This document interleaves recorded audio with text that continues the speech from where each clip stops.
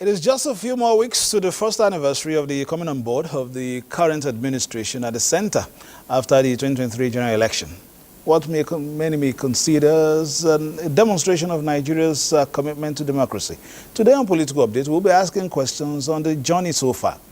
And talking about democracy, Edo State is gearing up for its governorship election in September as candidates get familiar with the task ahead. Also on Political Update today, another week of political saber rattling in Rivers State. Who will swim and who will sink? We have details of these and more on our lineup. I am Fisayo Ogunfuyi. Welcome. The House of Representatives has asked the Central Bank of Nigeria to suspend the proposed introduction of cybersecurity levy on electronic transactions. Adopting a motion by Minority Leader Kingsley Chinda, the House notes that the proposed 0.5% levy on electronic transactions is open to multiple interpretations as additional tax burden on citizens. And 359. The public outcry against the central bank's proposed 0.5% levy on electronic transactions gains traction among lawmakers. Citing ambiguity in the CBN circular announcing the levy, Minority Leader Kingsley Chinda described the policy as ill-timed. Unless immediate pragmatic steps are taken to halt the proposed action of the CBN, the Cyber Crimes Act shall be implemented in error at a time when Nigerians are experiencing the aftermath of multiple removal of subsidies. This motion is referred to the Committee on Banking Regulation and Banking Institution and ancillary institutions for further legislative action.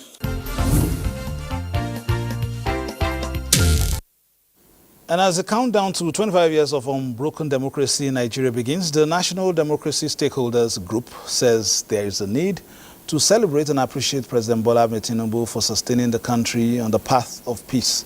This was at a media briefing in Abuja. 25 years of unbroken democracy with 7 consecutive general elections held so far is worth celebrating as the leadership of the National Democracy Stakeholders Group gears up towards celebrating the 1-year anniversary of President Tinubu in office. It will begin with symbolic solidarity work concurrently across the 36 states and the FCT on May 29, 2024. The Abuja leg of the work will be led by Asiwaju himself, His Excellency President Ahmed Bola Tinubu, accompanied by the Vice President Kashim Shettima, with strong support by esteemed dignitaries. With elections as the bedrock of every democracy, the National Democracy Stakeholders Group believes that Nigeria has fared well with significant improvement in every election. The imperfections in those elections become the bedrock of more discovery for reforms. The group pledged commitment to nurturing a vibrant and inclusive democracy that empowers all Nigerians to participate fully in the nation's political development processes.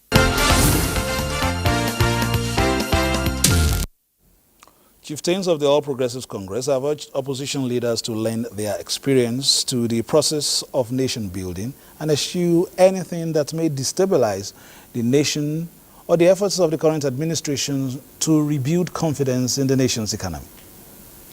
Nigeria's economy is gradually gaining track, and the man in the driver's seat is not relenting in taking the nation's destiny out of its present situation. But negative remarks by some leaders of different political alignment are now necessitating reactions from these concerned APC chieftains. I once again appeal to our elder statesmen, former President Atiku Abubakar and Mr. Peter Obi, to tread the path of statesmanship and contribute to the development of Nigeria through strategic advice to Mr. President Bola Ahmed Tinubu on the way forward at this critical moment in our nationhood. The stakeholders urged organized labor to be considerate and dialogue on what is visible as minimum wage in line with present economic reality. I advise the NLC to tread the path of maturity on issues of national importance, such as the national wage discourse with government. There are some state governments in Nigeria that cannot afford to implement even 30,000. And you are talking of 615. Where is government going to get the money from? That said, Confederation of APC support groups commended the FCT command of the Nigerian police in succeeding in the fight against crimes and criminalities and urged them to remain steadfast until success is achieved. In Abuja, Abubakar Akwanga, NTA News. With just weeks to May 29, Nigerians have been looking back at the impact of the current administration in key sectors of the economy. Musa Mohamed Su, President APC Initiative for Good Governance, joins us now. Thank you for joining us. You're welcome. Thank you for having me. Now, with the promises your party made to Nigerians during the 2023 presidential elections, would you say the ship of state is on course? Yes, of course. There are so many challenges, and the government policies and programs are still emerging and evolving. However, there are several achievements in the policy formation and implementation. If you look at the policy on education, where substantial amount of money is being earmarked as a,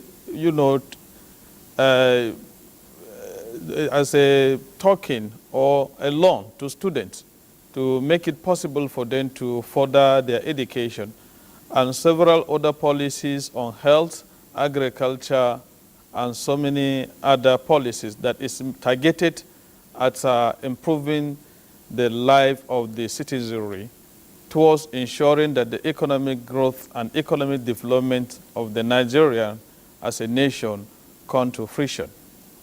So Mr. President have used his skills and acumen in the governing experience to come out with these policies that are targeted at developing the economy of Nigeria. So it's very timely, and Mr. President have done a lot. Some may say, Mr. Musa Mohamed Su, that the promises on the podium may be a little bit different from the realities that you may have found, your party and of course the government at the center may have found now in the course of steering the ship of state. Some hard decisions have been taken. Not all of them have been palatable, especially to the citizenry, because belts have been tightened, and some of the things that we used to take for granted we no longer do. Very shortly it will be 1 year. The second year, of course, one would be expecting that perhaps some of this will be seen more of a cushioning effect, and perhaps the intendment behind some of those policies will begin to see them. Is this your belief as well? Some of these policies and programs are not what is going to take effect immediately. It's a long-time planning, and it's meant for sustainable development and redemption of the Nigerian citizenry. All these programs are targeted towards ensuring that the masses have it right. So it's not policies that they will be seen immediately, even though some of the policies and programs have already taken full course, and the masses have already started enjoying it. However, Mr. President have said it time without numbers, that for Nigerians should be steadfast.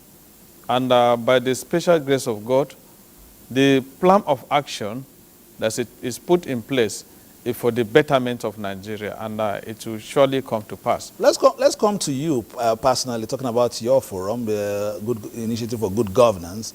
Are you still engaging the people now that your party again has been given the opportunity to still direct the affairs of the nation at the center at least?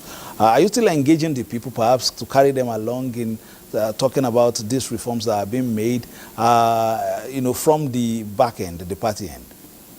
We have placed so many vital roles in educating and enlightening Nigerians regarding the policies of and the programs of government, on its formulation and implementation. And we have expertise, people that have expertise knowledge, who are up and doing at all time in the media, trying to educate the masses on the need to exercise patience while the government formulates their laws, and the target of the formulation of the laws and the implementation is to improve the standard of living of the masses of the people. And the World Bank ratio of the GDP of Nigeria was 3.3%, which means 38.9% of Nigeria, that is about 87 million people, are living below poverty level. But with the coming of His Excellency President Bola Ahmed Tinubu, he have implemented so many policies, and those policies are aimed at improving the standard of living of the citizenry, towards ensuring that every citizen gets it right. The economic policy is targeted directly at the masses.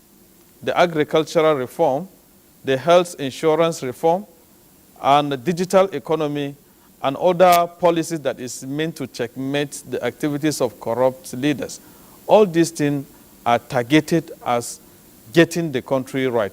And the International Monetary Fund has stated clearly that Asiwaju's government have done a lot by providing some scenario and opportunities targeted at employment opportunities for youths and the less privileged. All right, I will get you back to the studio soon when we can, now juxtapose the numbers, because you have thrown numbers at me. We'll juxtapose the numbers after some of these reforms get traction, and of course we see, exactly where the direction that the government is taking. But that's the governance aspect of it.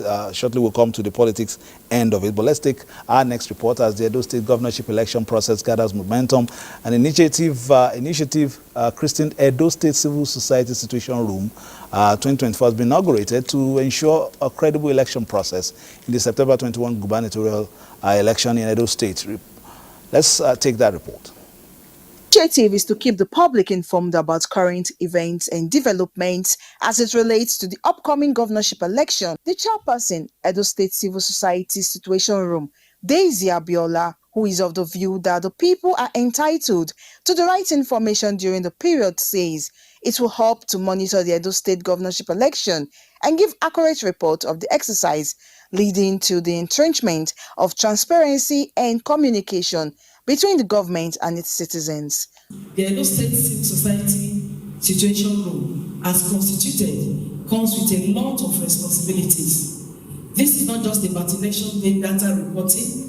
It involves ensuring that our democratization process effectively intrudes into the foundation and content of our nation. During this campaign, we don't want campaign of cannoning, but one campaign that Edo people will come out to vote for Edo people. Those who are contesting, they are Edo people. Those who are going to carry votes are those staying in Edo State here. So we want the election to be free, fair, and conclusive. Our aim is to call accountability to electoral process and to make sure that every process is duly followed. Also, put into consideration women, persons with disability, that they will be respected. And we're also appealing to politicians to refrain from campaign of calumny. Tell the people of Edo State what you want to do when you win. Refrain from personal attack. Refrain from unwholesome statements, inflammatory statements that may trigger the state into serious crisis.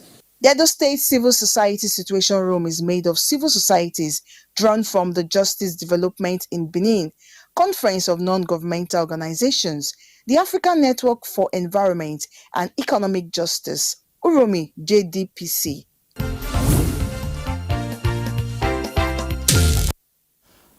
And to Ondo State, the Action Democratic Party has presented a certificate of return to its candidate for Ondo State governorship election, Ayodeji Emmanuel Akinrode, following the successful conduct of its primary on the 25th of April.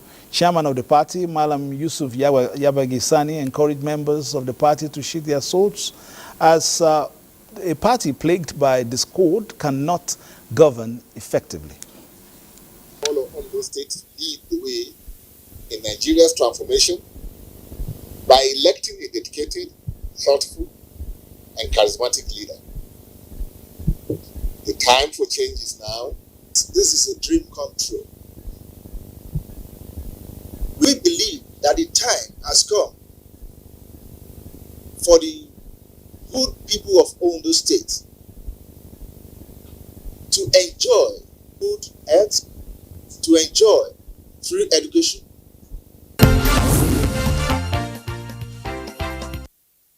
All right, we'll go to Rivers. All Progressive Congress APC in Rivers State is asking Rivers State House of Assembly to commence impeachment process on the state governor, Similai Fubara, over alleged disrespect to the Constitution. And the present caretaker and chairman of the party, the present caretaker chairman of the party, Tony Okocha, made a call at a press briefing in Port Harcourt, Rivers State. Let's take that report.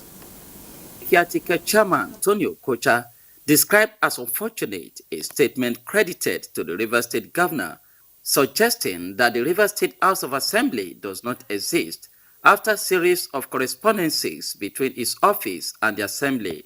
Proclamation. He further regretted that for Governor Fubara to insinuate that intervention of the president in the political crisis in the state is a political solution, even when most of the issues in contention were constitutional matters.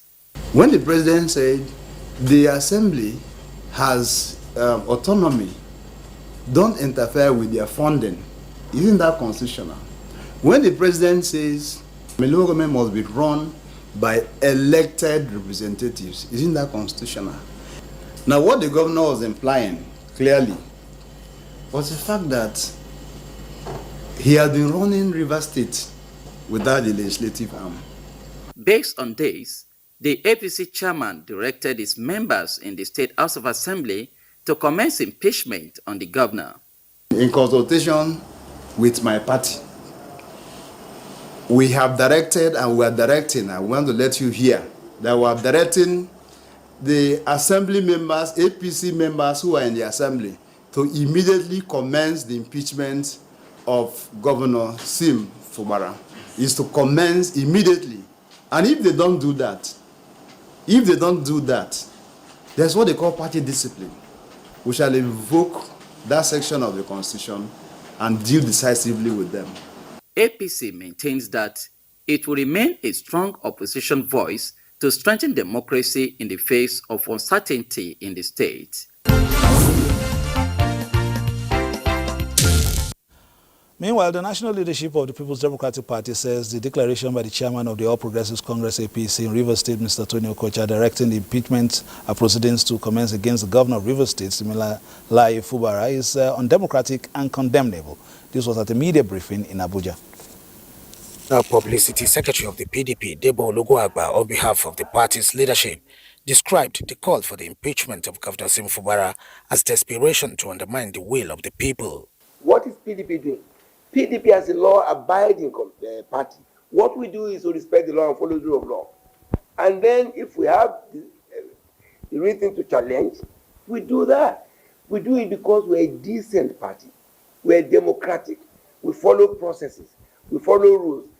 The PDP further draws the attention of the Inspector General of Police to the utterances of the APC chairman in Rivers State, which it emphasizes as capable of triggering crises and derailing the democratic order in the country. Meanwhile, elder statesman and Pan-Niger Delta national leader Chief Edwin Clark, at a media briefing in Abuja, has restated that the People's Democratic Party remains united at the national level and devoid of any crack. Therefore, the need for the defection of 27 assembly members of the Rivers State House of Assembly shouldn't have arisen. The laws of this country must be obeyed. The Constitution of Nigeria must be obeyed. He enjoined the Inspector General of Police to ensure that crisis is not broken out in the state.